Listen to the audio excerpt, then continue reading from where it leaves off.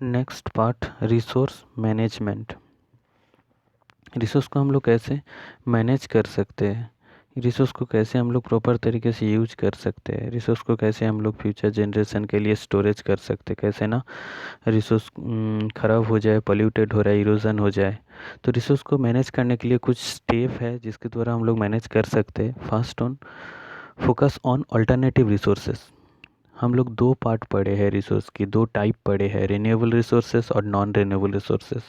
Renewable resources जो है जो अनलिमिटेड स्टॉक है, जो कभी ख़त्म नहीं होगा। नॉन रिन्यूएबल रिसोर्सेज ऐसा है जो लिमिटेड स्टॉक है, फ्यूचर में उसको ख़त्म हो सकता है।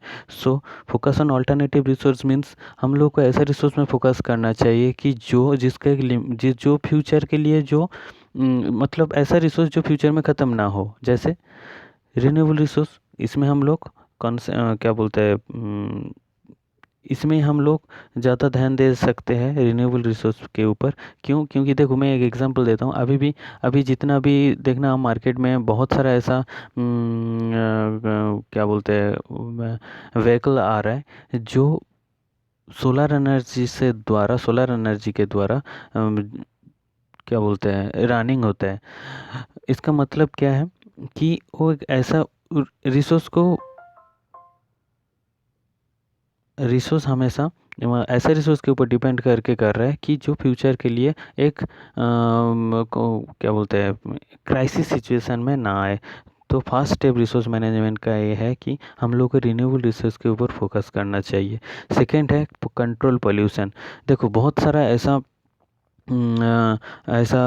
रिसोर्स है जो पोल्यूशन के कारण ख़त्म हो जाता है।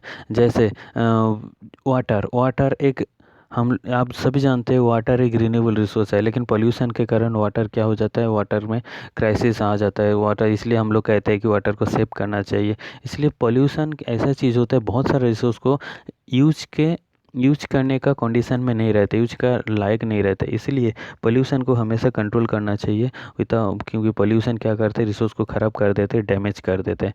थर्ड है इक्विटेबल यूटिलाइजेशन ऑफ रिसोर्सेज।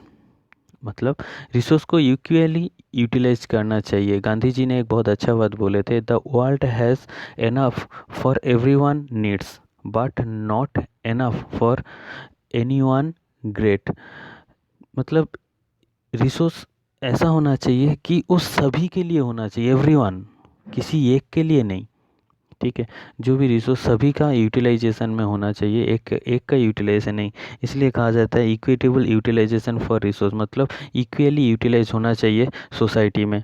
नहीं, fourth point minimum utilization of resources. हम लोग जब वाटर बहुत सारा ऐसा देखना, हम जब वाटर यूज करते हैं, जितना वाटर हम लोग यूज करते हैं उससे कई गुना ज़्यादा हम लोग बहा देते हैं। इसका मतलब क्या करें, हम लोग प्रॉपर तरीके से रिसोर्स को यूटिलाइज नहीं कर रहे हैं।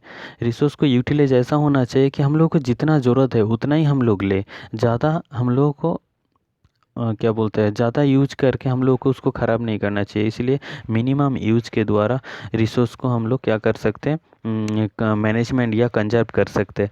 नेक्स्ट है रीयूज द रिसोर्सेज। बहुत सारा ऐसा रिसोर्सेज होता है जो हम लोग रीयूज कर सकते हैं, जैसे प्लास्टिक, आयरन, क्लॉथ्स, पेपर्स। ये सब क्या कर सकते हैं, हम लोग रीयूज कर सकते हैं। इसको हम लोग डिस्ट्रॉय ना करके हम लोग रीयूज करें।